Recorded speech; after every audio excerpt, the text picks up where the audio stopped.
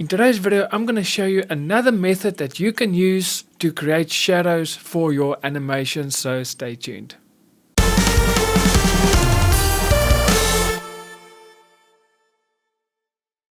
Hey guys, it's Ion here and welcome to my Start Animating YouTube channel, the channel that is specifically aimed at everyone that is new to animation. And if that is you, welcome, you are at the right place. So make sure you hit that subscribe button and also click on that little notification bell so that you can get notified every week when I upload a brand new video. And if you are new to animation and you don't know what you're going to need to start your journey, well, I created an animation startup guide. And in this guide, I just list everything that you're going to need, all the different softwares and also drawing tablets, suggested drawing tablets. So there's a list of everything you're going to need with links, so you can go click on it and check out, see the prices and see what will be the best suit for your needs as well as your budget. So this list consists of 2D animation software, 3D animation software, script writing software, storyboarding software, etc. So if you're interested, in the description box below there's a link. Just click there and I will send that guide to you. Now today again I'm going to show you another method, and this is the method that I use for my animations when I create a shadow or even a reflection. I just find this method is so much better. If you remember in my previous video, I showed how you can create shadows and reflections inside Cartoon Animator. Now, today I'm going to show you another method that I use, which is that I use actually my editing software, which is DaVinci Resolve, for creating shadows, etc. I just feel it looks better. You have a bit more control. You can do more with it. But there are many other ways that you can also do it. You can use After Effects for even more realistic shadows and reflections. And you can, even inside DaVinci with Fusion, you can also do it. You can create a light source and it will create automatic shadow. But then it becomes, in my opinion, this is just my opinion, then it starts to look too realistic and it kind of takes that 2D feel away from your animation. So my method is it still gives you that 2D animation feel. It doesn't look too realistic, etc. So I just love this method. This is what I use. Okay, so let's just use the exact same animation we did in the previous video. The only thing I've added this time is just a jump motion. So if we press play, you'll see there she walks, she stops and jumps. Okay, so that is basically what I did for this animation. I just wanted to add that jump motion because it also has an effect on your shadows. Okay, so what you then do is inside Cartoon Animator, it has the function where you can export all of your objects, your character and every object inside your scene or background. So everything in your project, you have the option to export that as an individual video file. So how you do that is you go to render video, and then you make sure video selected, then you go MOV file, and then transparent video needs to be clicked, and then fit to object size needs to be unchecked, and then export into separate files. So which means it will now export every single object as a separate file, and then you make sure you've got your ratio 1080p, and then range, you select the entire range that you want to export, and then you export it. So this will,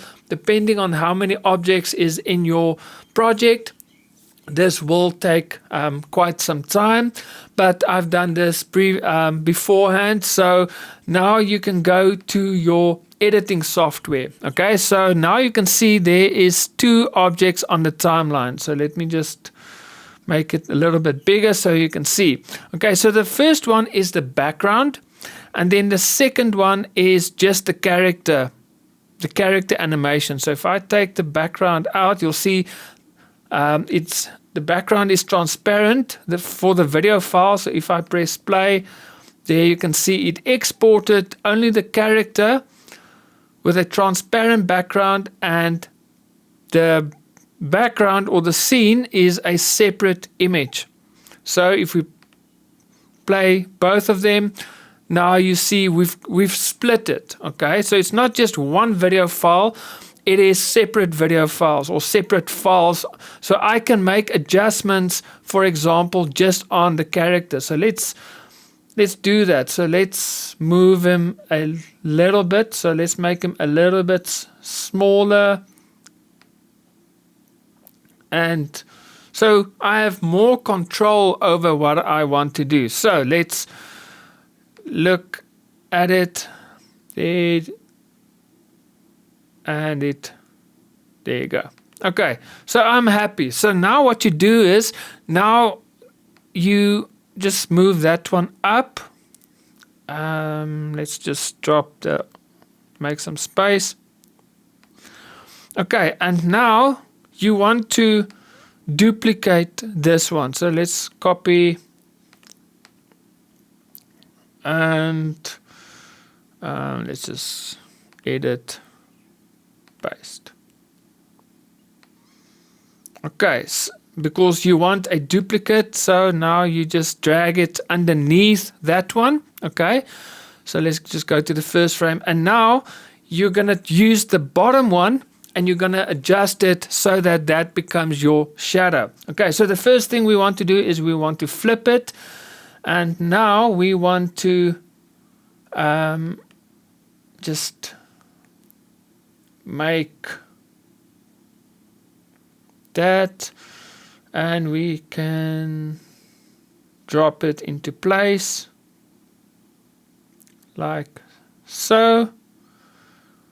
Okay, so now what you can do is the opacity, you can now drop, and now you'll have your reflection.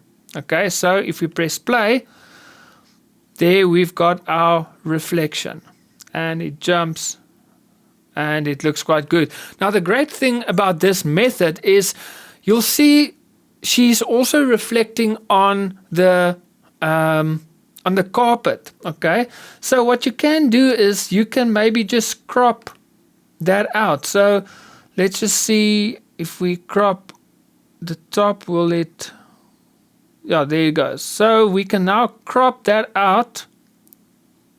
So now there will be no reflection on the carpet. So if we go back now this will obviously look a lot, it's not perfect, I didn't crop it 100%, but that is more realistic. So now you can see you have a lot more control over your shadows and reflections, etc. So you can also make it a little bit blurry. So you can add a Gaussian blur if you want, and you can just have control over how much blur. You can also change the angle of the shadow as well. So you can, let's bring that back. So there you've changed the angle, and now you just reposition it back to where it needs to be, like so, and you just remove the crop for now. And so if you press play now,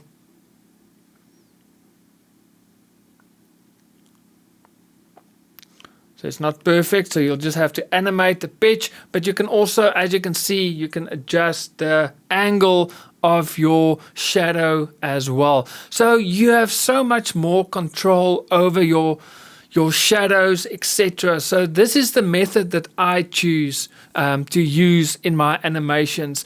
Like I say, you have more control over what you want to do. Yeah, it looks much better than doing your your shadows or your reflections inside Cartoon Animator. And like I say, there's just so much more you can do with it. You have more control. You can add blur. You can make it at an angle. There's so much. You have a lot of control over your shadows, and you can also animate your shadows as well. For example, like let's say this, let's move to the middle. Let's say right there, you can now animate this angle, this pitch. So maybe it starts where she walks, and as she walks, the shadow changes as well. So you can really do so much with your shadows and your reflections. Like I say, this method, you just have a lot more control. It is not that difficult, and I prefer this method above creating my shadows and reflections inside Cartoon Animator. So let me know, what method do you use? Do you create shadows inside your animation software? Do you use it inside your editing software like this? Or do you use the more enhanced version that creates a lot more realism, like for example using DaVinci Resolve Fusion, or maybe you're using Adobe After Effects? Let me know, what method do you prefer for your animations, or are you not using shadows in your animations at all? I mean, there's so many animations out there that doesn't even use shadows or create shadows in their animation projects. Let me know, what do you prefer, and what method do you prefer? I would love to hear from you. So in the comments, leave your comments there. So guys, that is it for me. I will see you guys next week with another video. So God bless and happy animating.